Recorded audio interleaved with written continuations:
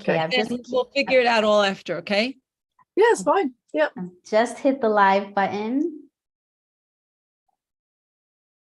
And we are live. So as Dee likes me to say, let's get the party started. Hello, planet Earth, and welcome. I'm Lilia, and my pronouns are she, hers, they, them. And thank you for joining us for the 17th episode of DM Maynard's Reflective Conversation series on gender affirmation for parents, partners, educators, health providers, and more. So please welcome our real host, DM Maynard, author and educator. Hi, Dee. Hi, Lil. Hi, everybody. And how are also, you doing? Oh, sorry. How are you doing, Lil? I'm good. I'm good. A little bit cold, but good. Oh, okay. So I'd also like to welcome our special guest who's with us today, a sibling to a trans woman, Jan, who offers a UK support service also for people exploring their femininity called Big Sisters. Thank you, Jan, for joining us. Thank you very much for having me and inviting me on today. I'm very excited. So before we get started, I just want to let you know, we will again be sending a free copy of Dee's book. And we have all three of the books. So whatever version you want, one for parents and family, for partners, or for educators. And all I need you to do is send me a screenshot showing that you have liked, shared, and sent a message in our chat during this live stream, and write to me via email. I'm going to put my email in the chat now so you know where to send the email to. Thanks. Now, Lil, if you want, why don't you show them the screenshot so they get to see what they look like, so this way they can pick whichever one is best for them. Oh yeah, thanks for reminding me, Dee. Of course. Sure. There it is. Here we go. We've got the teacher's version, the partner's version, and the parent and family version. So send us an email with a screenshot and let us know which version you would like, and I'll be in touch. Thanks, Lil. So, Jan, it is so wonderful to meet you virtually. And I know we've had moments to chat before. Why don't you let us know how you got involved with being interviewed today? Usually I say that I know you, but how did you become part of this group today? Okay, well, through association with the Facialteam, who helped Katie, my sister, when she had her facial surgery done. And it was just such an excellent service that you wanted to continue to be part of, and they gone out of their way through the checks and the checking in with Katie that we've become part of the kind of bigger circle. And when we went out, I think it was late last year, just for Katie's 6-month check, Lilia spent some time with us and said, look, you'd be really good, if we could kind of hook up and do something together. And that was, that's really where we are. That's right. That's fantastic. Thank you for letting us know. So I just want to also remind everybody that my name is DM Maynard and my pronouns are she, her, hers, so that we know that also. And what pronouns would you like us to use that we used for you, Jan? The same, she, her. Yeah, sorry, I'm not. Oh, great. No worries. I just wanted to make sure I jump in and make sure. No, it's fine. Yes. So, all right. So let us know, how did you learn that your sister needed to transition? And I know your story is a little different than some, so maybe you want to explain your relationship prior and during this time. Okay. So it's not a sort of a traditional kind of story. So my sister was obviously previously my brother, and had always known as that. We, as siblings, we'd grown apart from our kind of teenage years. We didn't really have much in common and had gone our own ways. But my mother was dying, or our mother rather, was dying of dementia. And so we were taking it in turns to take our father backwards and forwards to the care home. And so we were kind of thrown together, really, more than anything else. So we kind of came back together through that partnership, just really supporting. And then one day in, I think it was kind of late June, early July, Katie asked to speak to me, and I assumed it was something to do with Dad's care, because Mum was then on end of life care, and so I thought it was something to do with our father. And she said, I've got something to tell you. And I said, what's that then? And actually expected to tell me that she was having an affair. But actually she told me that she was transgender, and I said, oh right, okay, fine. I don't really know what that means. And she said, how can you not know what that means? You're in HR. And I said, okay, but actually of all the things, I've not had that presented to me. So and that's how I tell the story, and that's where our journey began, because it was a journey for me as much as it was for her, because I needed to understand what that meant and what the ramifications of that were, and how really that was going to kind of play out. Yeah, so that was really, and so as I said, from that day then we kind of started the journey together of trying to find out and what we needed to do so that she could transition. Okay, so that is exactly what, originally the reason for these interviews is to let people who are companions, partners, parents, siblings, family members, and even educators to tell their story, because to tell their journey, because as you're saying, everybody transitions when this happens. One may be going through a gender transition, which is case, but also other family members are having their own types of transition and trying to learn to understand what this may mean for them and how this may affect the family and family dynamic. So you are my first sibling that I have interviewed on this series, so I'm very excited to you. Okay. So one of the things, what were your thoughts or feelings when you first heard?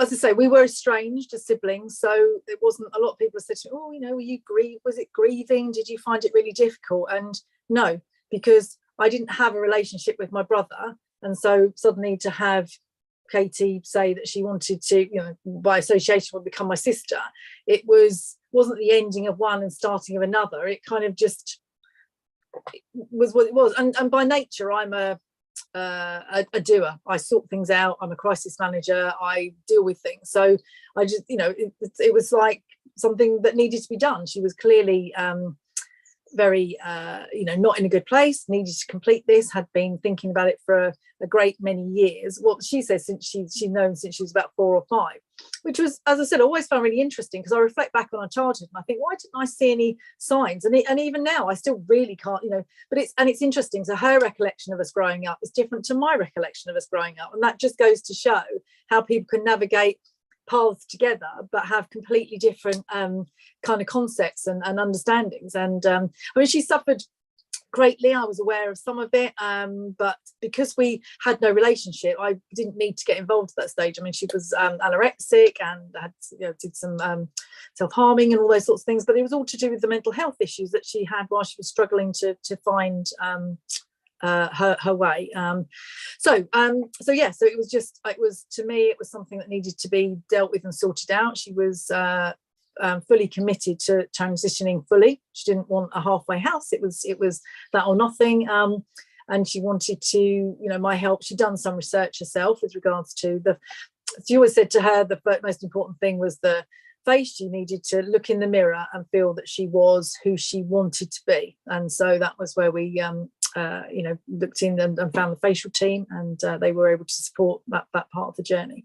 And as I say, then so that was May the 19th. She had in 2020. I'm just trying to get my years. I'm muddled up my years now. 2021, she had her facial surgery, and then in February 2022, she had a gender reassignment surgery. So she was kind of all fully completed and has now transitioned completely.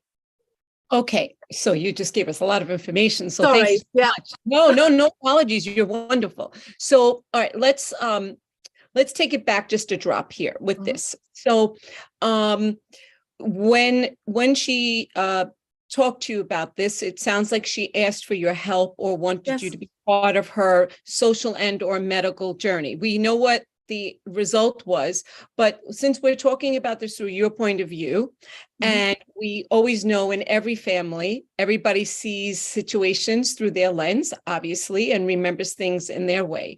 So we're not we're not going to speak on your sister's behalf. We're going to speak on your behalf this time, just to have people understand what it was like in this one story of a sibling going through the journey with their sibling. So with that in mind, did she ask you to join her in this process? It sounds like she did, but how did that come about if she did?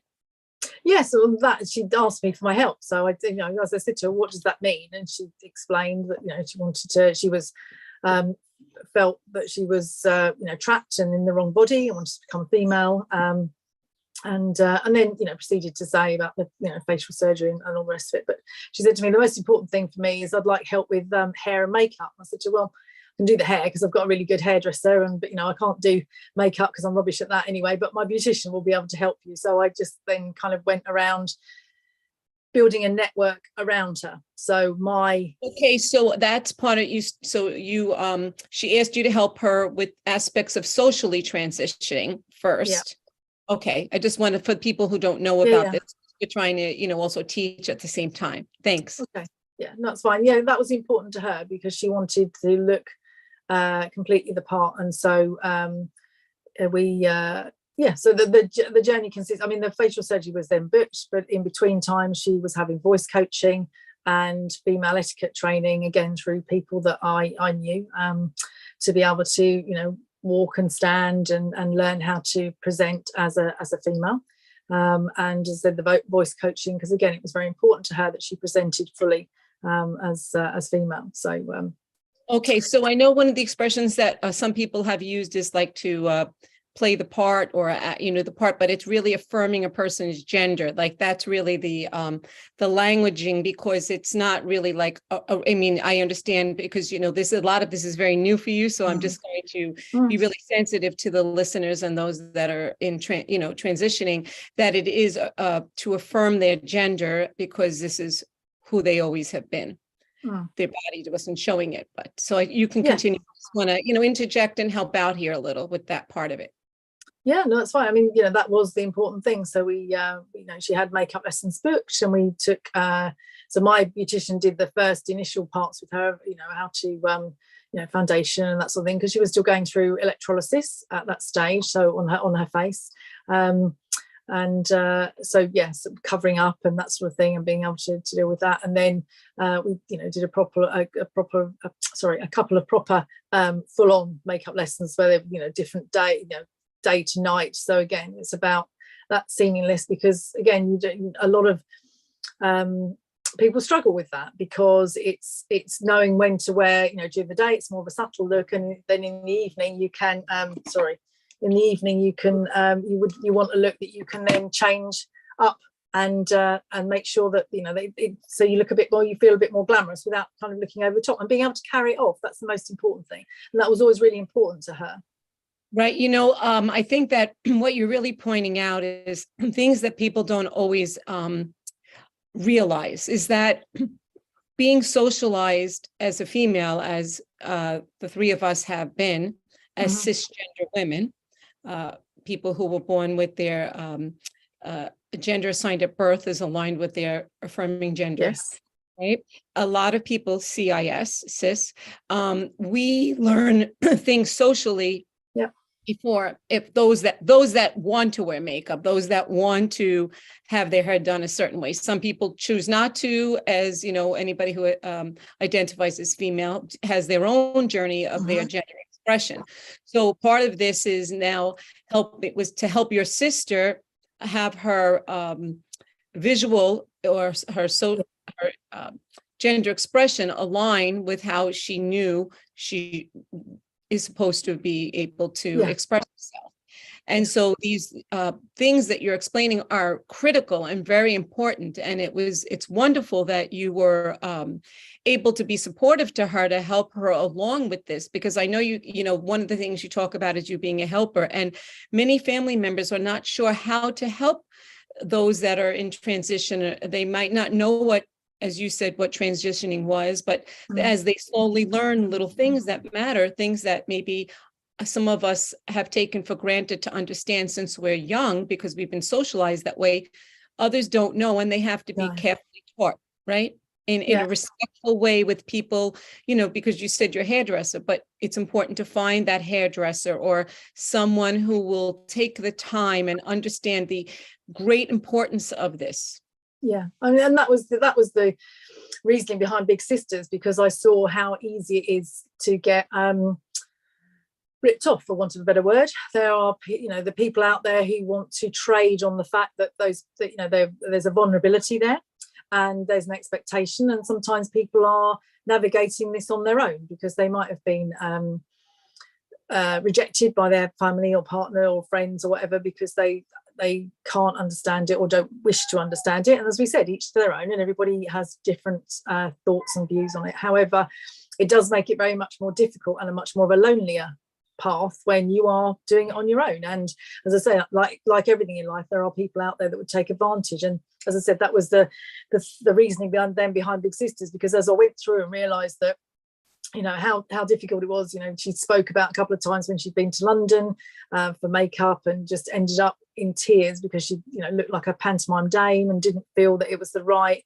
And again, clothes shopping was very difficult, so a lot of it was done on the internet, and so therefore again, it's you know, not everyone wants to wear short skirts and high heels. That's not, you know, most just want to pass. You know, that's the word I hear in all the circles that I operate now within the transgender community, is that they want to be able to pass, and that was the most important thing for Katie. So it was about building people that I trusted and I knew and had known me for a great period of time as well. And as I said, those are the people now that are kind of big sisters, because there is that safety aspect as well.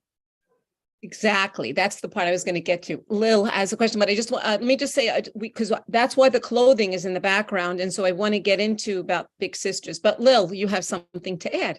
Yes, I don't have a question. I just wanted to say thank you, like huge thank you to Jan, because she is someone who seems like, to me, Jan, you tell me if I'm wrong, but it seems like you did not question anything from the set out. You were just like, No. right, I'm helping you. You're my sister, period. Yeah.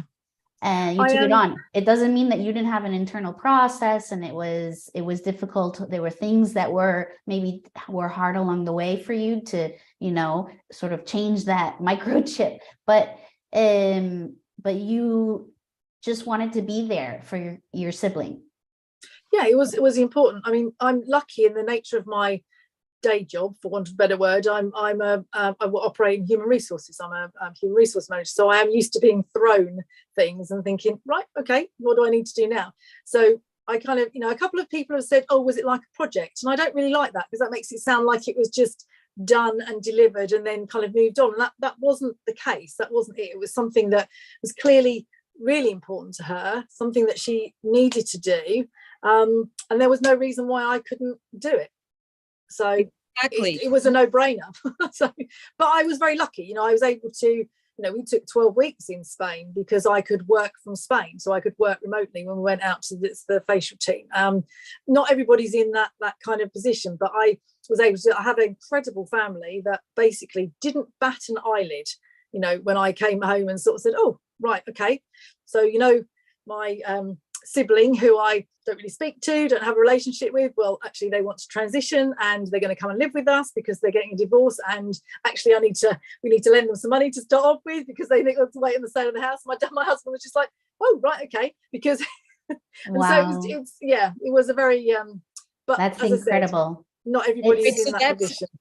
A very important thing for people to understand is that sometimes a person needs a place to stay, a person needs financial support, emotional support, and that and sometimes this is hard for families at first, or sometimes they need to find help, maybe help somebody by maybe explaining things more to their family, because as you're saying, your family was extremely willing to say, sure, this is great, welcome, and especially with the estranged relationship. That's the part that is really most fascinating in all of that. But the other part that I want to thank you myself too for the service that you've done, because you learned really fast and you saw a need for something that was missing, or you knew what you went through. And I want to get back a little bit into your journey for a second, then we'll go into the medical part, where not going in as sequential as maybe some people might need, but I think that this is really important to just do it in real conversation, so that let's go back to when Lil just alluded to your thoughts and feelings, because I know you went right into help mode, but if you sit and take a moment to reflect, we don't have, everybody doesn't grieve or have a loss for different reasons and different things, but what were your thoughts and feelings besides, you said you didn't remember, you tried to look back in your history, and is there any other thoughts or feelings that you had for yourself when you were going to tell your family? Was it just, this is my family and this is my sister and I'm going to help her and that's just it? There's no other thinking behind it? Or did you have any mixed feelings at all? You didn't have to. I'm just trying to find out. No, it's fine. And as I said, and that's why I was, when you first asked me to do this, I was thinking, oh, yeah, it's not everybody's kind of journey. It's very different. I am a slightly different. As I said, I just deal with things, and so it's very much like, it's a very matter of fact. And as I said, my husband has known me for a great many years before he's my husband, and he's used to me just pitching up and saying, right, we're going to do this now, and off we go. My girls are 24 and 14, so of an era where means nothing to them. Transgender is just like, yeah, fine, what, mum, don't make it that, don't even have to use the word or anything. So there was no issue there. And as I said, I think what made it easier, because there'd been no relationship with my sibling beforehand in male form, there wasn't a family bond or a family connection. We only literally ever saw each other probably Christmas Day, maybe Boxing Day, but never more than that. We're not a big family, so there wasn't lots of weddings or funerals or anything. So we just didn't really cross paths at all until, as I say, unfortunately, our mother was dying of dementia and was in the home. So it wasn't like the whole family had to re-educate itself.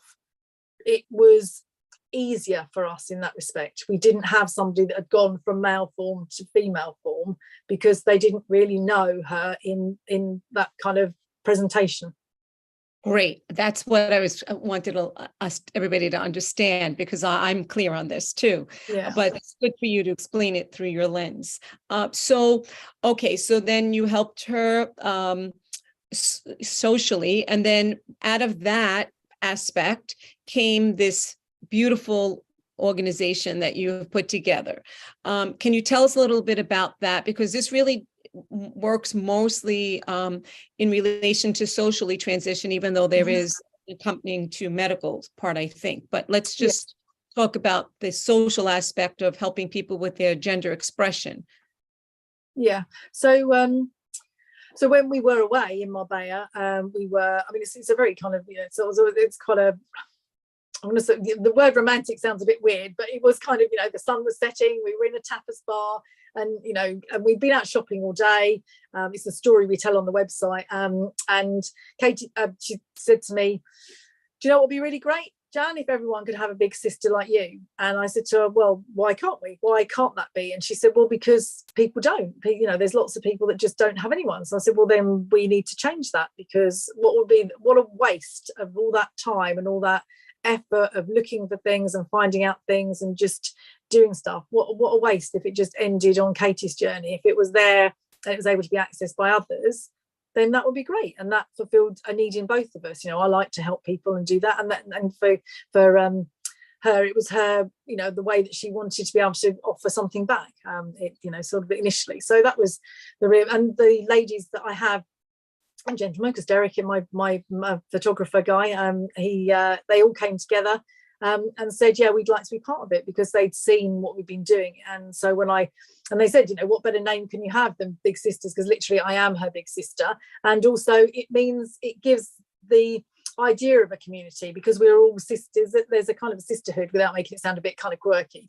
And that's it. And people can come in and join and go off and do their other way. And so that was it, really. We had a lot of help in the early days, because I was trying to make her build up her own network, because she become very isolated and quite insular, because she felt everyone would automatically reject her when she started transition. So she closed off her own kind of networks and have been very work focused. So there's the Beaumont Society, which is an English based kind of charity. So we joined them, and I joined as well. So I am still a member, and they were really, really helpful. So we went on a couple of their chat on the Tuesdays and the Thursdays, and from that's where I built up my greatest kind of network. The ladies that I speak to on there is fantastic, and very often I go on a Tuesday call just to chat to them about things like safety, because as you mentioned earlier, people don't think about things like that because sorry, I'm going to digress here, but I have to tell you an early story. So when she was living with me, so not only got my sister, I got a dog as well, so so we ended up with the whole package. And so she would often take Bonnie for a walk in the evening, and she came back one evening and had both her earpods in, and I said, I hope you haven't been out. It was dark. I said, I hope you haven't been out with both. And she said, well, yeah, why? Fine. And I said, no. You can't do that. It's a very different world now. You've entered into a different world. If you must wear it, you wear one, but never both. Make sure you click your car before you go into the car park, so the lights are on, you know where your car is, where you're heading. Be on your phone, even if you're not talking to someone, make it look like. And so that was a really big education as well, because the ability to not have any insight into all those things that, again, as you were saying, we are tutored as cis females to be much more aware of those things. So part of the that was one of the biggest shocks, I think, as part of the transitioning. So but anyway, sorry, digressing. No. I actually think this is fantastic to talk about. This is that there are different ways of having to navigate a person's safety based on their gender sometimes, and depending on the neighborhood you're in, based on your race, based on your social dynamics, a lot of things of your upbringing. And so it's really important that we talk about this, because trans women in particular sometimes this is something that a really good close friend or family member or somebody, it's important to explain and show these things. I mentioned this on other ones about, it's not just passing the toilet paper in the bathroom, that we do. There's a lot of things, nuanced things that we as women, and people who identify as non-binary, also this happens, that you have to navigate, just as there is for people who are trans men. There are certain social cues and things that have to be done, and that it's not just the medical part, because that's the part people always ask about. Oh, what did you do medically? But really, it's the social aspect that is humongously major, and it involves not only the gender expression, but these types of things around safety, around proper protocol, what,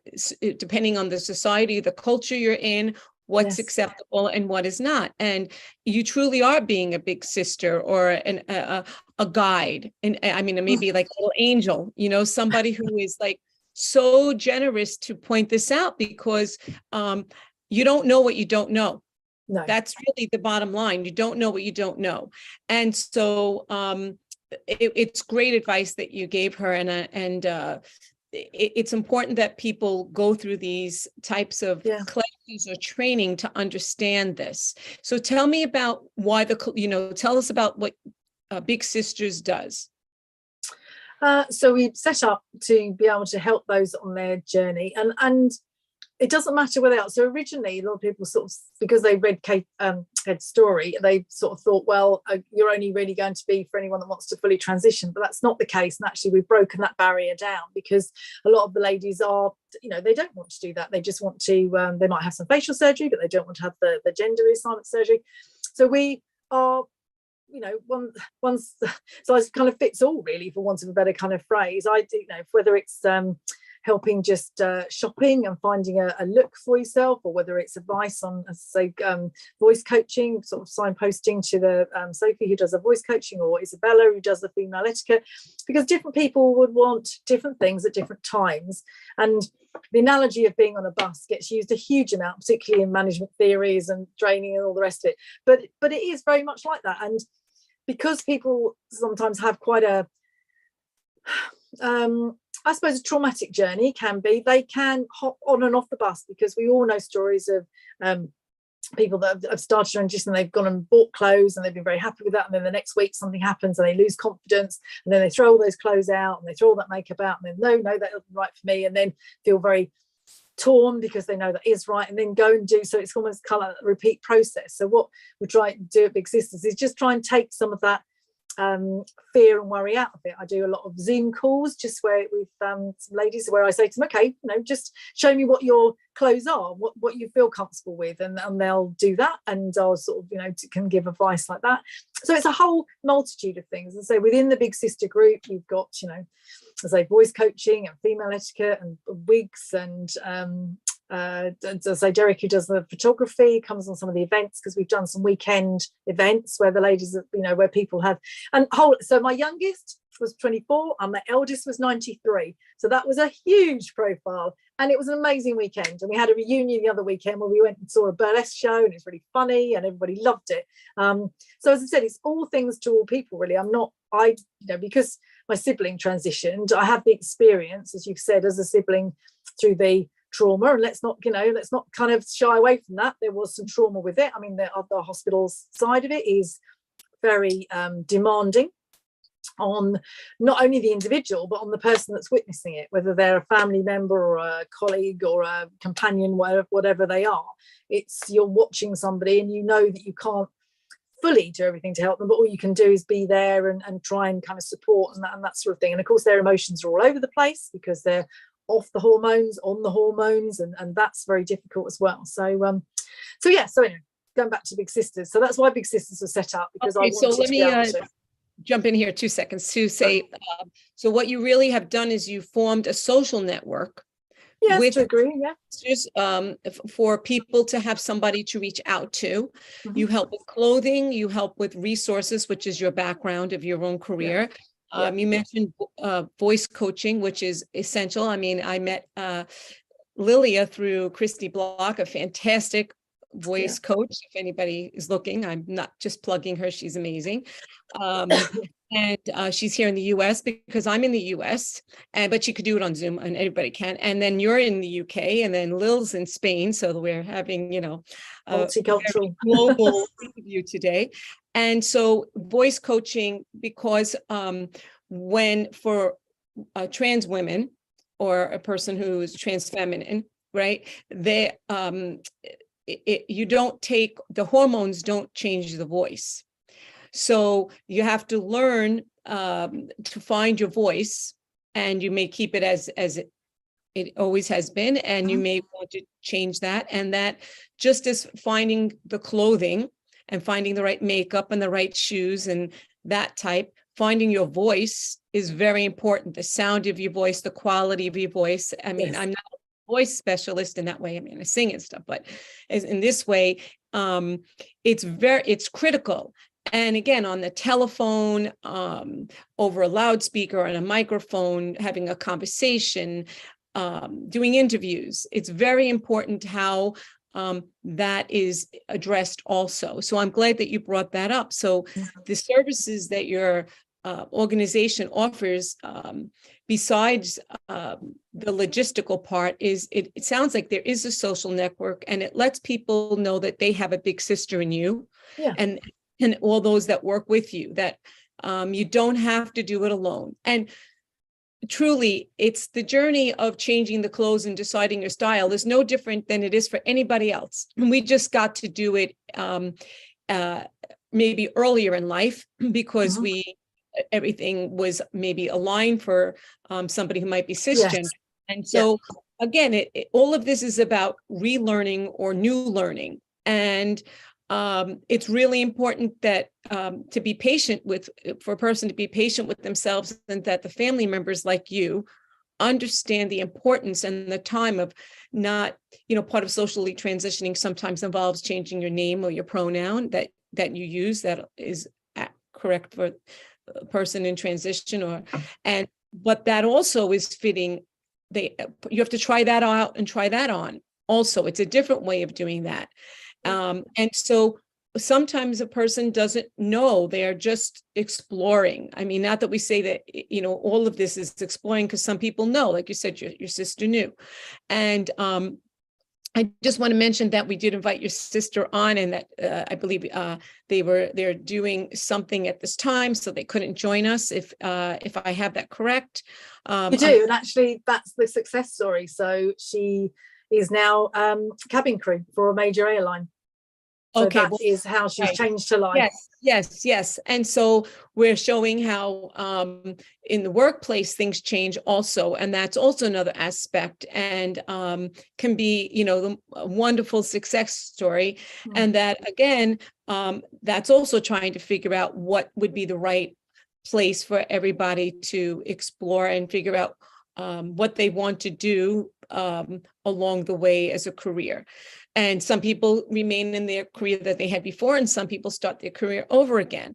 So now let's go to, because again, you've alluded to this about, Bill, go ahead. Before you move on, Dee, I just want to jump in here and say something that I didn't mention that I usually do at the beginning, that all the conversations on anything on the theme should be led by trans people. So this series with Dee is specifically focused on the experiences of the parents, family, partners, educators that create these networks around the people in transition. But so we just want to point out that whenever there is a topic that is specifically meant to be about the trans person's healthcare or anything in those lines, that should come from a trans person. They're the ones who should be talking on this topic, not ourselves who are cis people. Exactly.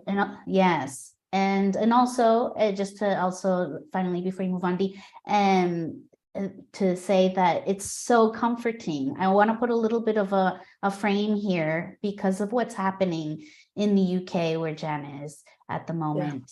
Yeah. It's a very complicated situation. People have been attacked and youth have been killed, unfortunately. And that should never happen. And I want to say to Jan that what she is doing is so incredibly important because, and also being in HR, I'm sure you're influencing people in your workplace, you're influencing people in your social networks to create a more inclusive society, at least in your community. Thank you for that.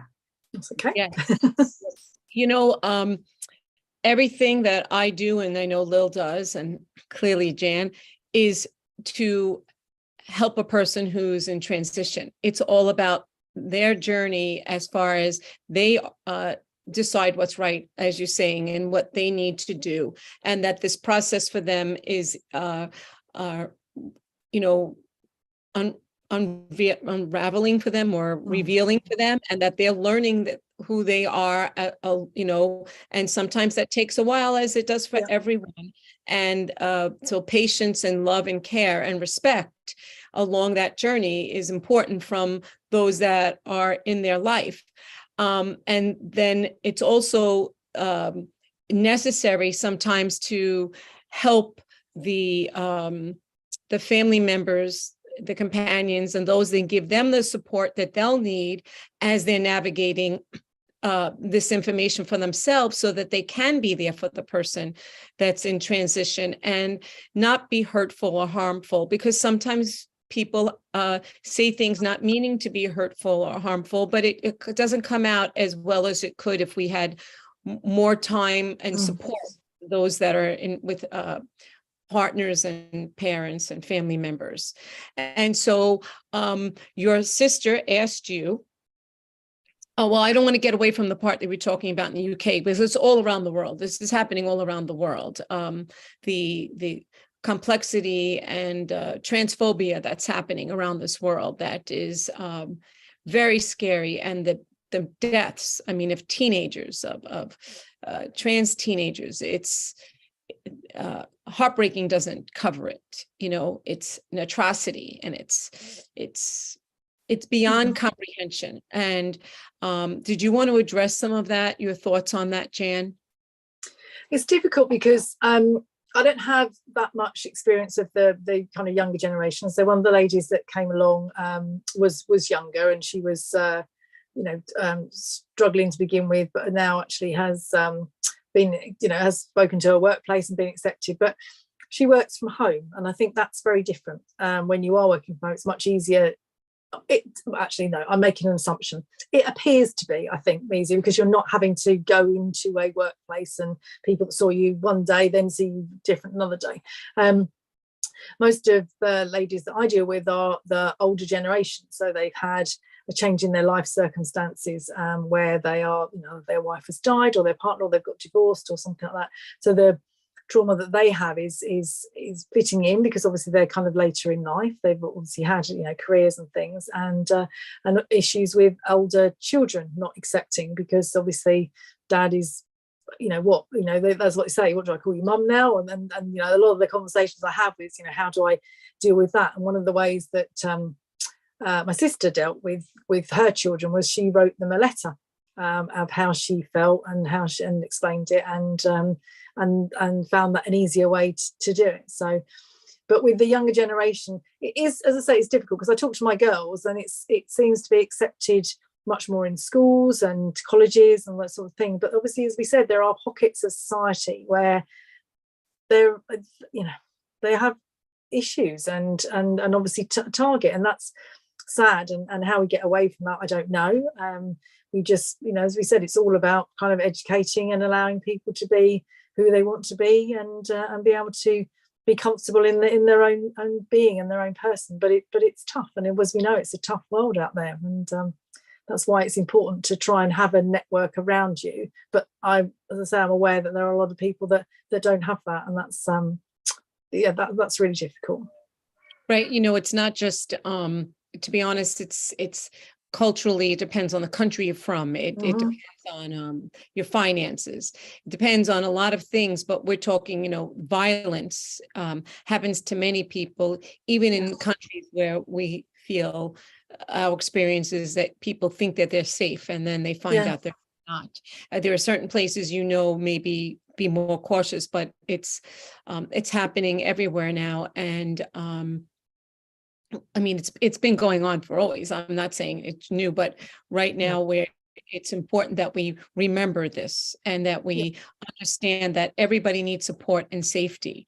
And whether a person agrees with somebody or not, it doesn't give them the right to harm or hurt anybody at all, in any way, verbally, physically, emotionally, in any way. And so I want to, it's not really much of a segue, so I'm just going to be direct. Let's talk about the journey when you were talking about it through your lens of being a companion along with somebody who's medically transitioning. And having a surgery, and you accompany them. What is something that you what were you or not were you prepared for, and what do you think people should be prepared for if they are accompanying somebody? It's quite draining. It's draining mentally and physically because you are emotionally trying to hold them up. But again, I need to put that into perspective. Okay, so she became quite dependent on me, and I look back now and I reflect on that, and I think a lot of that was my fault because I just, as I do, I kind of said, right, okay, what do you need? And I suppose to a degree took over. So she kind of handed over to me, and so that was kind of lock, stock and barrel, which in some ways made it easier to navigate because it was just, how would you want to do this and what do you want to do and that sort of thing. So decisions were able to be made. But then during the kind of recovery and that sort of thing, I became a full-time carer, which was demanding, beyond demanding. What did that entail for you? Like you said, you went to Mabea, you went for the surgery. We're just going to take FFS, facial feminization surgery. And so you, what was it like? Like, do you go into a hospital? I mean, I know the answer, but for those that don't know, what actually happens? What was your process? Do you go into a hotel room? You're a nurse and doctor with you while this is happening? I want people to understand what your journey was like. And I think there's a dog in the background, so those that are listening. Sorry, yeah, real life. Okay, I've got the windows shut, but yes, unfortunately, they're just letting me out in the back garden, so I'm sorry. I could holler down the stairs, but that will make it even worse. So okay, go right ahead, keep going. Okay, so yeah, the I cannot, the reason I agreed to do this and to link with the Facialteam was because I cannot fault the Facialteam. Their administration, their customer service was phenomenal and second unto none. You speak to my husband, it takes a lot to impress me. And so they made that part of my journey easier, because all the registration forms were all done. It was all very sent out well in advance. We could read everything. No question as to how many times she wanted to ring and speak to someone, wasn't sure, that sort of thing. All of that was fantastic. And we arrived and were picked up. Amazing. We went, had all the bloods and bits and pieces. And for the beginning part, because we arrived early, we had hired an Airbnb for a 12-week period. So we went there first and did a bit of exploring, and then moved over to the Lilia, which is the accommodation provided by the Facialteam in Marbella, and then checked into the hospital, and that, as I say, was absolutely seamless. I could not have asked for a better organisation. There were some little kind of hiccups and things, and there's things that I've kind of been through with Lilia, and well, not Lilia actually, to be fair, with the medical team at the time, because they were incredibly responsive and on it straight away when they decided, because I sort of fed back to them. But so let me ask you something. I just want to jump in for a second. So did you go with your sister for the consultations? Like these specific things we would want to know. Did you go? Yeah. Did you ask questions? How did you come up? Or did you ask your sibling, what, these are the questions I want to ask, and these are the ones you do? How did that whole process go? Okay, I mean, it's pretty much, I mean, there's the stuff you get from the Facialteam is most of your questions are already answered, but we were sent all the sheets, all the links and all the videos and things that we could look at beforehand, different examples of people that had, so we pored over all of those, watched all of those. Yes, I was on every consultation. It was very easy to speak to the doctors. Kate, she was having quite a lot of surgery, so she was having full facial surgery. There wasn't much, I don't think there was anything she didn't have done, to be fair. So there was 3 teams were going to be working on her, so we saw and spent time visually with both, but also met all 3 when we were out there. So yeah, the consultations were ongoing. We were never kind of left in the lurch. There was never any questions, but you get loads of opportunity as well. I mean, as I said, from the customer service point of view, the minute that either she or I wanted to ask something, email was sent, response was immediate, or a meeting was set up to be able to explore or to answer the query or the question. So it was it was just, you absolutely felt completely looked after and kind of wrapped around. There wasn't any issues with that at all. So I was happy, and I think, sorry. Yeah, so the day of the surgeries, how did that go? And that's where I think, and again, this isn't meant in a negative way at all, because I have the highest absolute respect for the Facialteam, but I think that's where I'd kind of been lulled into full sense of security. I thought it was all going to be fine. Kate, she was in surgery for 16 hours. And during that time, I wasn't really consulted with. I had to kind of ask, and that's quite draining. As I said, I'm a sibling that didn't really have a relationship. If you're a mother or a father or a partner, that's tough. That is really tough. I need to say that this is the reason why I'm asking this is, I mean, I wouldn't be doing my interviews with Facialteam if I didn't think they were the best. And that what is so beautiful about Facialteam is they want to know what they can do to be better. Yes. They want people to say, listen, this is what I would need. I mean, I would never be here doing this. And so if I didn't feel that that's who they were. And so I think what you're bringing up right now is something that everybody talks about, actually, for every kind of surgery that I know of people, regardless if it's trans related or not, that many times people that are in the waiting room waiting, so anybody who's a surgeon out there and listening, so I think it's really important to set up a network that the family members, the partners, and anybody who's waiting for them, friends, are kept abreast or whatever, told what's going on. And I don't mean every minute, but maybe every hour or an hour and a half. Because 2 hours, yeah. Right. It's 16 hours is a long time, but really 4 hours could be a long time, and 2 hours, especially if it's supposed to be 8 hours and then it's 16, or it's supposed to be 1 and it's 5, so go ahead, because that has to be traumatizing for you. It has that to was Yeah, and that was it. And I later discovered, because I did feed that back, because I'm not backwards and coming forwards, as you probably discovered, and I hadn't realised that the facial team was different to the medical team. I think there's been some changes since then, because Lilia, forgive me, I can never pronounce his name. Is Capitan, which is the gentleman. Yes, he's wonderful. We did an interview with him, and he's a fabulous, fabulous person and surgeon. So he asked to speak to me directly and asked me to take him through exactly what had happened, and immediately said, okay, I can see the gaps. And so I have every confidence that all those gaps have been plugged. But at the time, as I say, I didn't realise that the facial team did all the amazing admin and all the rest of it, and then handed over to the medical team, and that's where there were some gaps. As I said, I wasn't kept in the loop. When she came back from surgery, she was kind of wheeled in, and I was trying to ask, what do I need to do and what had to happen, and there was very little communication. There wasn't a nurse outside, and I felt there should have been. She suffers from panic attacks, and of course came round, because of the extent of the surgery that she'd had done. Her nose was packed, and also she was still not able to breathe, because she'd had all her chin and her nose done and her forehead done. So the pressure, and so there was a lot kind of going on, and to come to and not to be able to kind of see or work out where you are or anything. She had a very, very big panic attack. It's disorienting.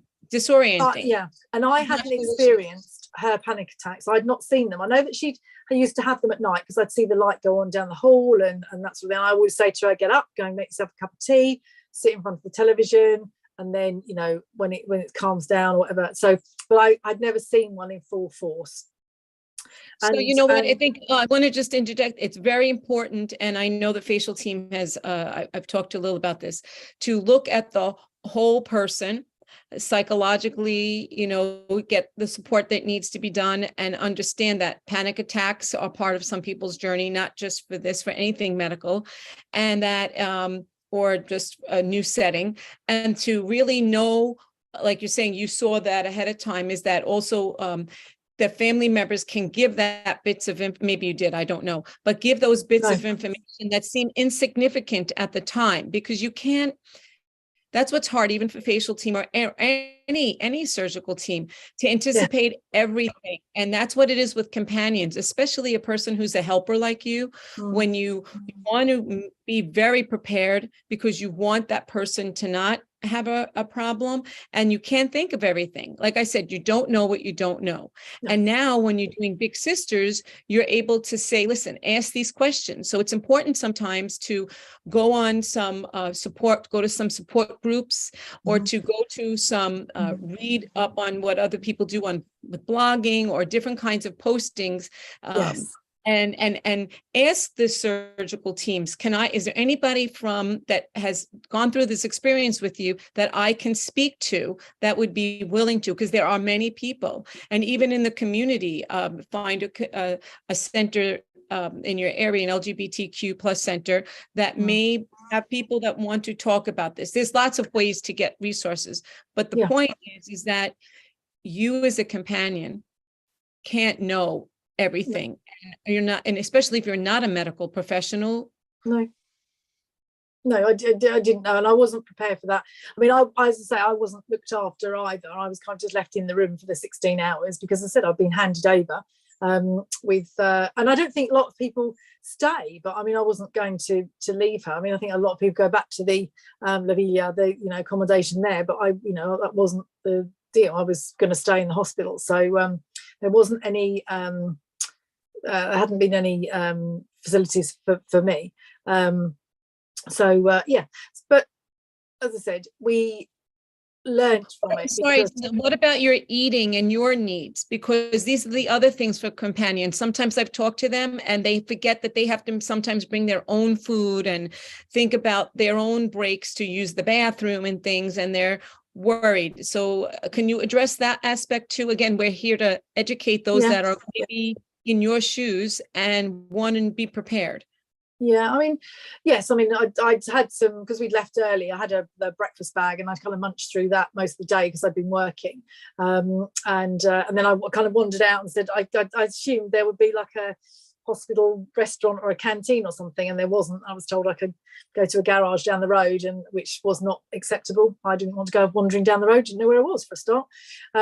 So I managed to navigate through, and then eventually someone said, oh no, actually we can't do it today, but if you book at reception every day, we can arrange for meals for you as well. And that was fine. So once I knew that, but that would have been helpful, because then I would have booked in and said, okay, can I have breakfast, lunch and dinner and that sort of thing. But once day one, I'd managed to survive on my breakfast bag for the whole day, which for me is amazing because I eat all the time. Yeah, so it's kind of those things that were the bits that I had, because you hadn't thought about it, because as you said, the focus is on the individual and getting them through. And it was learning as well, because we have now. So any surgery that Katie had afterwards, I was always very clear to them that someone had to be with her all the way. As soon as she came round, had to hold her hand and talk to her, because that way it allayed the kind of the fears and the panic attacks and things like that. So we learned that. So the next lot of surgeries that she had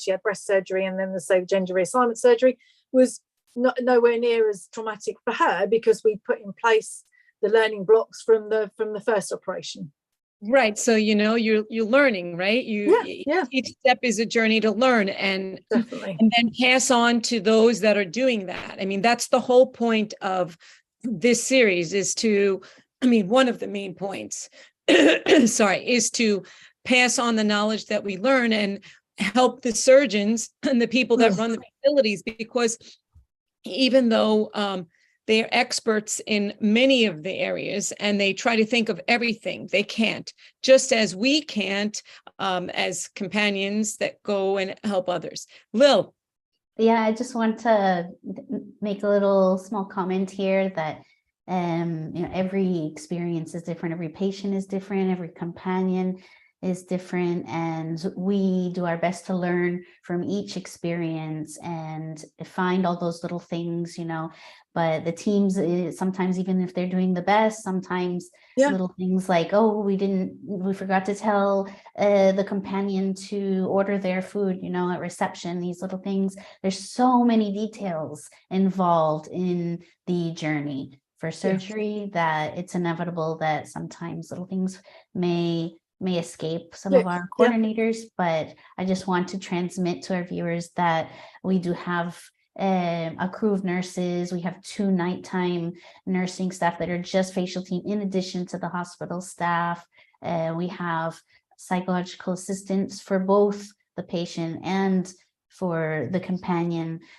Sometimes the companion needs more assistance than the patient, who's just Exactly, Lil. That's what I was trying to get at here, and that's what I'll be, writing with something with you with your on your website. Yeah. So I just want, someone in the chat now has commented, that they're a little worried about this part, the hospital stay. Our patients stay in the hospital for about 2 nights, depending on how many of the procedures there are, and there are staff there that companions can reach out to. There's 24-hour coordinator who's always there. So even if the person is alone in the room, they're not really alone completely. So yes, but there's always room for improvement. So that's why, like Dee was saying, we have these conversations with people like Jan, and we want to bring and be transparent, bring the conversation to the table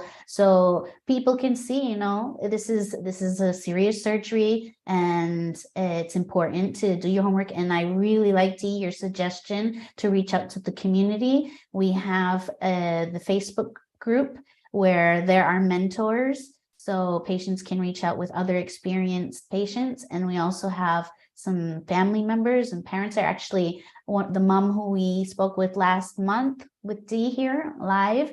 She's one of the people there in the group. And of course, now we would highly recommend Big Sisters, which is a service. It's impossible for the clinic to fill in all of the gaps around transition. So a service like Big Sisters is fantastic to help, especially people who are on their own in this, to be prepared or as prepared as possible. Right. And as I say, sorry, the Facialteam actually had me come and train their staff because they want to understand through the lens of, I've interviewed, so many partners and parents and friends that have gone, and to understand their journey and what they need, and they really want to know. But I feel that not just for Facialteam, for anybody who's going to go to any kind of journey, whether it's social and or especially medical, to know what you need to know to ask and do, and that to explain to the medical or provider, this is the type of support I will need as a companion, because Lilia's alluded to this. That's what I have found, that sometimes the person who's in transition has been preparing and investigating what they need to do for themselves for a really long time. And they might have an indication, maybe, of what to anticipate and to ask. But maybe, especially if you're estranged from your family members, but whoever accompanies you, they may not know what to expect, and that they become anxious or concerned. And to help them, because that plane, you have to put the oxygen mask on yourself before you can help somebody else. And so if you were both having panic attacks at the same time, that's not going to do anybody any good. And so it is beautiful that Facialteam and other places, I think they're starting now to recognize the important role that companions play. And I call companions parents, partners, family members, and friends that go with the person. Or it could be a person from an agency like your agency, sisters, to give them the proper understanding of what they can and cannot do, when to ask for help and when not to ask for help.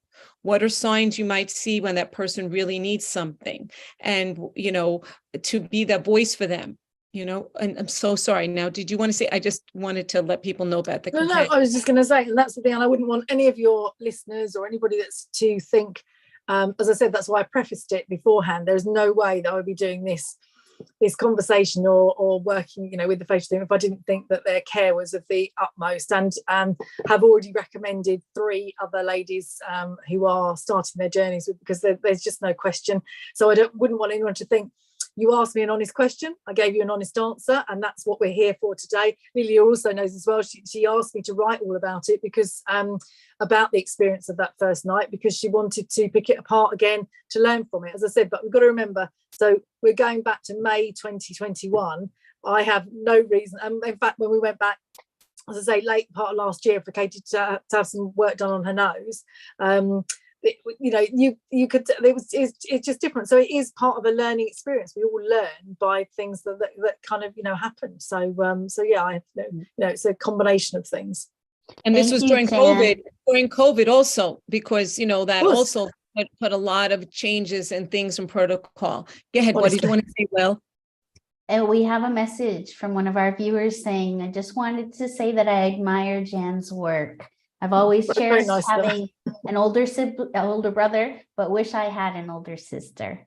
Oh, that's very nice. So thank you. Yeah, it is. It's but it's been in this part of it. So the learning and the new community, as I said, that I've been part of, is probably one of the best experiences of my life. As I said, I've been in HR for 35 years. That's a very long time, and this probably, and not that it's directly linked to my career, but I've used some of my background and training and all that sort of stuff to be able to manage some of the situations. But it's been the best part. Now, it's, as I say, it's mixed feelings, because it has been really, really tough, because as I said, you became quite needy, quite dependent, and we struggled to break that, because there had to be a time when it couldn't go on. I couldn't continue at the level, because the next crisis in my life had come along, and I needed to deal with that. You can't keep doing the same, and that was the difficult. It was kind of breaking that kind of need and trying to get her then to stand on her own 2 feet, which is difficult, because you're a new person, aren't you? So you're kind of reinventing all those things that you thought you knew before. You've got to do in a very different way. So so it's been so a couple of closing things with you is I know Lil, because she's great at this, will put up or has put up Big Sisters in case people want to contact you. And is there a possibility for people to volunteer to help your organization, so that you have more people to help you out with what you do? And if so, would you welcome that? Yes, but I would need to manage. So I don't take it and, don't deal with anyone unless I've kind of spoken to them first and seen them through Zoom and really kind of understood, because it would be wrong of me to be able to commit or make the service for them unless I really understood what their needs were. And I'm quite honest and blunt as well. If I can't help someone, then I can't, because everybody wants something slightly different. And if I feel out of my depth, I'm not going to do something. So within the network of being able to offer services, yes, very much so, because that the more I can offer people is the greater. With regards to support, yes, I'm always happy for people to signpost to other people. And in fact, a lady I've been speaking to really recently, again, later life, is struggling really to come to terms with this with her wife and all that sort of thing. And one of the other ladies is recently transitioning and has been through that. And she is going to talk to her on how she did, because I can have, I can always help and listen and make suggestions, but I can't live that part of their journey for them because I haven't experienced that. I haven't, as we said, I haven't experienced the surgery, only as an outsider looking in and that sort of thing. And it's these two different emissions. So if it's from that point of view, then absolutely, yes, I'm more than happy. Well, I'm happy to talk to anyone anyway.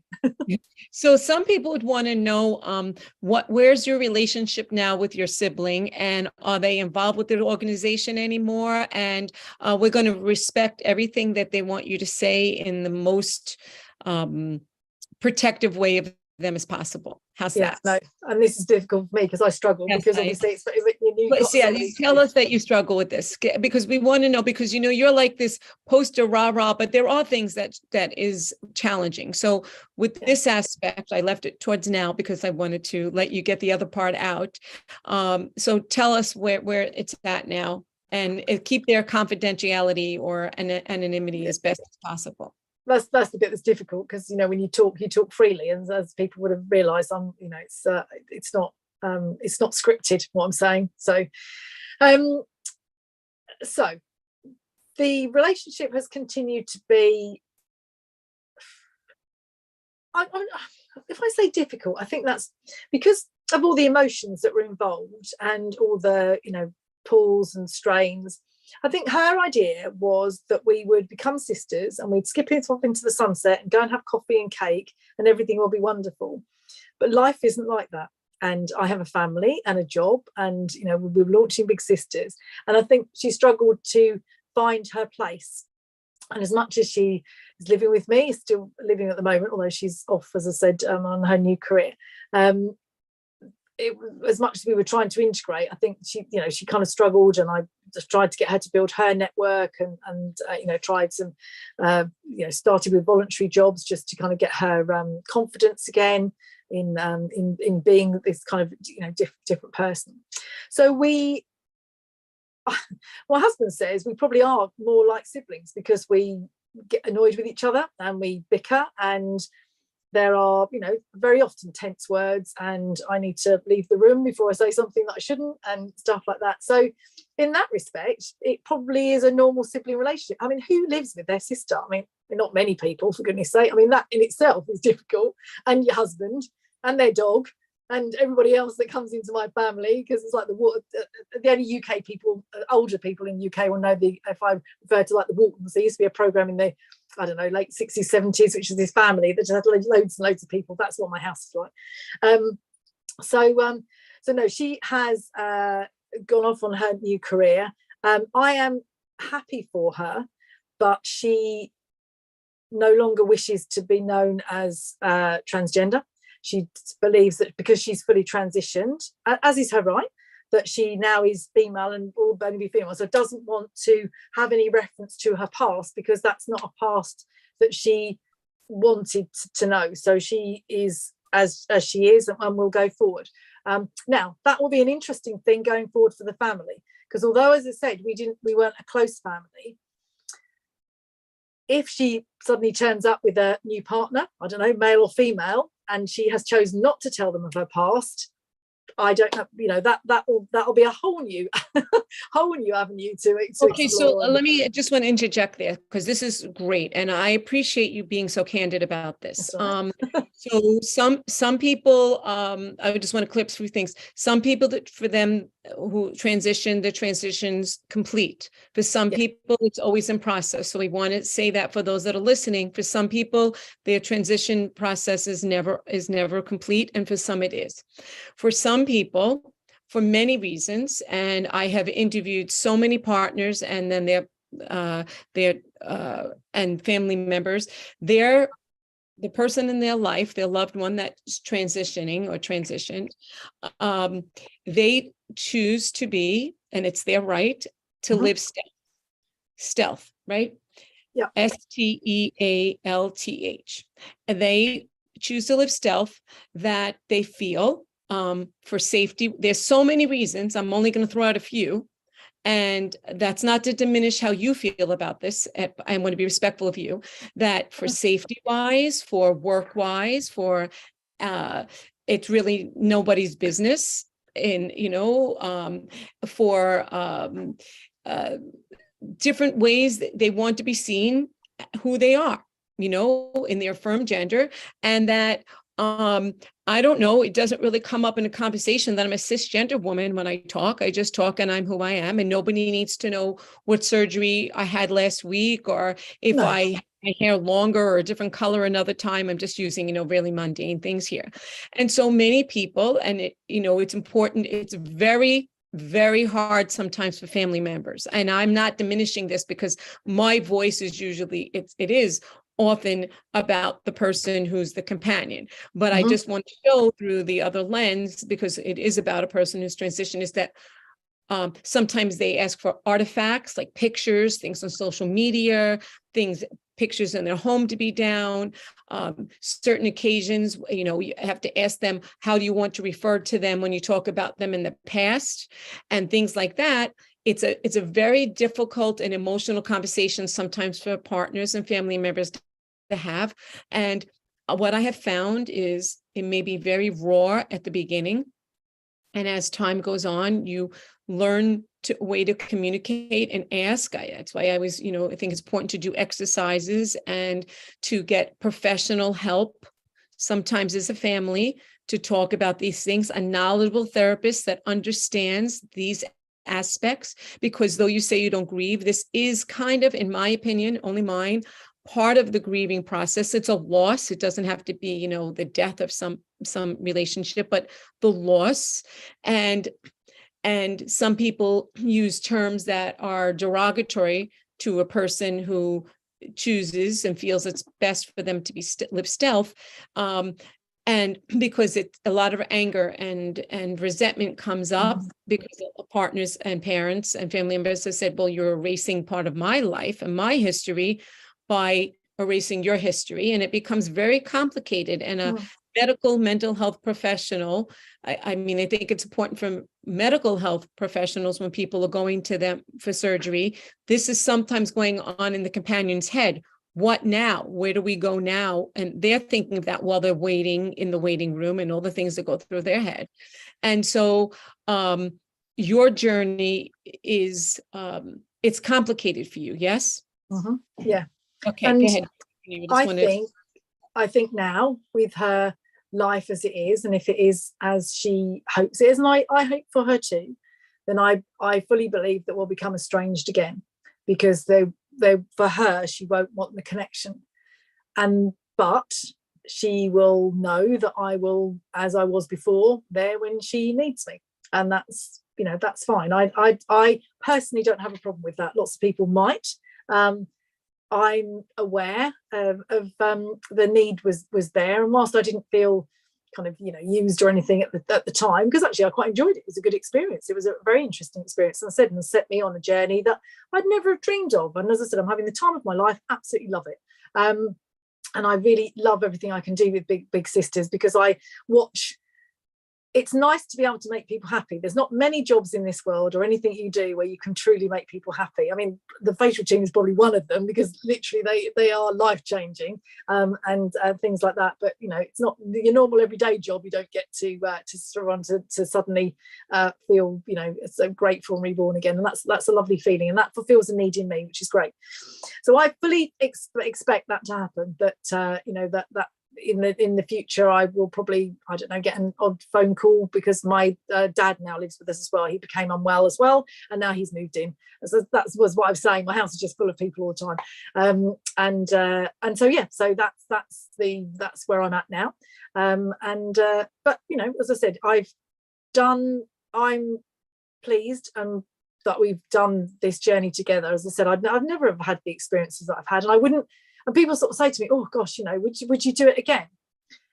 And yeah, I would actually. I would, and learning and knowing everything that I learned, I absolutely would, 100%. At the time, with both the surgeries, the facial surgery and the gender reassignment surgery, I was like, "Oh God," but you know, you just do, and it's a bit like for those ladies, cis ladies, childbirth. If you didn't forget it, you wouldn't go back and do it again. So it's the same thing, you know, when you have something like that in your life, you just think, well, okay, and you take from it the learning experience. And so I'm proud and pleased of those, you know, those things that I can take from it. But yeah, as I say, our relationship, I would say now, is probably back to how it used to be. But you know, that's life, isn't it? Yes, yes. And I thank you for your candor, Right. your willingness to share personal things publicly. We hope that we are as honorable to your sibling as we could possibly be. If we weren't, I apologize on behalf of. No, I was probably worse, to be fair. You were very good. I kept dropping things all over the place. I just want to say that to your sibling also. And is there anything that I didn't ask that you wish I had, or any advice you want to give to anybody who is a sibling or a companion at any time that hasn't been said by you? I think the only thing I was reflecting, because I was speaking to a mum the other night whose daughter is in touch with the Facialteam and has had her first consultation. And she said to me, oh, that, you know, I was going to go out and I don't know whether to go on my own or go with a friend. And I said to her, is your husband all right with what's happening? And she said, yes. And I said, then you should go together. I said, because you will need that support, the pair of you, because he will never know what you've been through unless he's experienced. And that will become something that you might find difficult when you come back. Now, as I say, depending on the surgery and all that sort of thing, and the individual, and that's as to how quick their recovery is or how they are. And she said, oh, you know, thank you. Yeah, she said, I'll reflect on that. So because if you experience it together, and I said, and for your daughter's sake as well, knowing that you're there as a tight family unit, if you can, as I said, not everybody can do that. That's, you know, not everyone has the benefit, or they can't take time off work, they can't afford it, you know, all these sorts of different things. But that's the only thing. And I thought, I reflected on that conversation a lot and thought about it, because I thought it is really important that whoever does go, because it is important to have a companion with you, is somebody that, you know, is able to be, you know, strong and supportive, and be, you know, able to just kind of take a deep breath sometimes and think, we are going to get through this and it is all going to be fine. And yeah, because there are some darker, more difficult times for obvious reasons. And the other thing I just want to throw in, because I'm sorry, I know about time, but the other thing is it's so difficult because literally, as much as she was told not to keep looking at her face, she did, because she wanted to see the difference. And of course, when she didn't initially see the difference, although actually the healing was fantastic, I mean, it's so quick, but she was like, oh, and so each day became quite a, you know, I would just sort of say to her, don't look in the mirror, stop looking in the mirror. You know, I was having to, there wasn't any in the apartment as luck would have it, but it's that, because if you've done this, you so want it to be, you spent all your life wanting something, and but it does. And within, I don't know, whatever it was, the 6 to 8 weeks, all the swelling has started to go down. I mean, honestly, literally, anyone that looks at my sister now cannot tell, literally cannot tell. Mm-hmm. So I one of the things that you pointed out that is great is your advice to the parents. I think that's brilliant. Is that sometimes the companion needs a companion. And yes. So if it's possible, this is the thing I would want to leave you with based on what you just said, is if you have a friend or your family member, your loved one who's having this surgery or any type of thing, has somebody who can accompany you, because they may remember to say, hey, listen, you go take a break, you go take a nap now, or you need to eat, or let me carry something for you. Because even when you were estranged, it seems to me that you give 100% and more to somebody, even if, you know, no matter where your status is with them in the relationship. And most people who will be asked to accompany people hopefully are that type of person, Mhm. because they wouldn't be asking you if they didn't feel they could depend on you and they needed your assistance. And so sometimes you need assistance with your assistance. And I know some medical teams do that. But so I think that's something that came out of what you just said, is to consider that besides the brilliant idea, of course, that the parent knows what the other parent it would be experiencing. Sometimes it's important to just have somebody who's checking in on the other person, the companion, and because that's what part of this journey of this series is to make sure that we keep in mind, as Lil says, that sometimes the companion needs, and I know this to be true, from my interviews and workshops that I give, is they need the support sometimes more at different parts of the journey, and not to take away from the person who is in transition.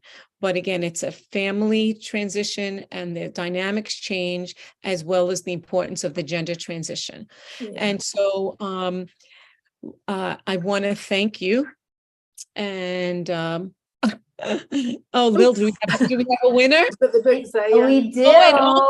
These books could help you with part of your journey, because a lot of these questions are asked in books. If you read it, it's a workbook to help a family member navigate the transition, and there's a chapter just dedicated for social and medical transition. I wish I'd known about these, because they certainly would have helped. Oh, thanks. Well, I'm glad that my publisher's actually JKP Hachette in England, in UK. So there you go. So it's connected to you in that way too. Okay. So Lil, do you have anything else? Do we have a winner? Did you get that yet? Or yes, we do. One of our you can't really say their name. Are we allowed to say their name? Marcella, who's somebody that was commenting in the chat with the username. Congratulations, Marcella. Well done. Yes, she sent me an email with her screenshot. So yeah. That's good. Excellent. Excited. Is going to get a free copy of the book.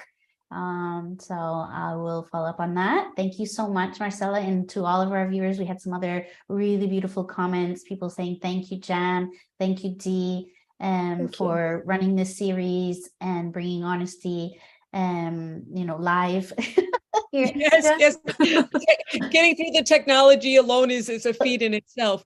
And next month we have an author. We're going to talk about that.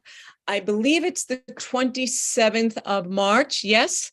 Sweetgrass. It's an author who wrote a book about their journey as a trans woman. And Sarah Coffey. She's a former Facialteam patient who talks a little bit about her experiences when she was in Marbella. She's from Australia, and we'll be talking. We'll have a lot of time zone difference there. I think my time is like 2 a.m. in the morning. I don't know. I'm the later. I'm a night bird and night owl, so it's fine. But I get the late shift to do the interview. So I'm very excited. I'm reading her book now.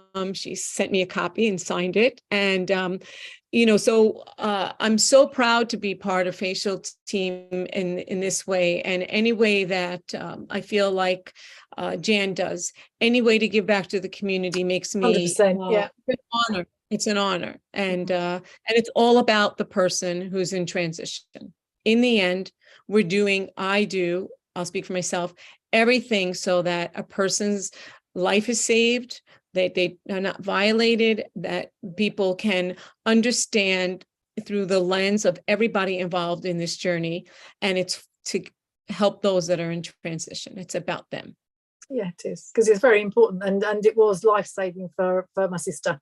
There's no doubt in my mind or hers that if we hadn't have done this journey, the outcome would have been very, very different. So it was as I said, as bizarrely as it seems, and as tempestuous as the relationship has sometimes been, it was a kind of an honor to do that bit, to give life to someone, because that was really how she's managed. But one last point as well, just I know we're running up, but as Lilia said, there is a lot of much more holistic support as well now with the Facialteam as well. They've got their on-site kind of psychiatric team and all the rest of it. So for the companions, again, definitely tap into that, because that is, you know, that is, as you were saying, support for the companions. There's somebody else there to say, yeah, no, I know what you're kind of going through, and just to take a breather and stuff like that. So and of course I'm always happy to talk to anyone. Thank you so much, Same here, Jan. And now I will shut up. You know, I don't think I ever met anybody who talks faster than me in my whole life. And it's beautiful, right, Lil? Right. And Jan, I say this in the nicest of ways. It's so exciting. I'm like, wow, she's really great at this talking. She's fantastic, you know. Yes, you're both great. So you've done a wonderful interview as Thank far you. as, you know, every aspect of being willing to just be yourself and say it like it is, you know, and be respectful of your sibling at the same time. So Lil, And for me, it's really encouraging to know that there are people like both of you in this world and allies to the LGBTQ community. And I just want to say happy LGBTQ History Month, which is happening right now. Yes, around the world. So yes, happy for everybody. And yeah, we've got to go. It's been an hour and a half. I know. Really? Wow. Yes. And Lil, thank you for the work that you do and for creating this during the pandemic, that we can put this together. Thank you for your advocacy work and everything that you do, and always so honorable to me and any of the guests. And I thank you for always respecting me and valuing any aspect of my work. I really, there's nobody like you. I call you my grandma because you take care of me. If I was doing a business, I'd have to call it my grandma, because Lil is like the grandma. She takes care of me, you know. So granddaughter, love letters in the mail. That's right. So I would just like to say finally to our viewers and everybody who's watching this video after, and to please like, follow, and share, and remember that your healthcare matters. So until next month, bye-bye, everybody. Thank you. Goodbye.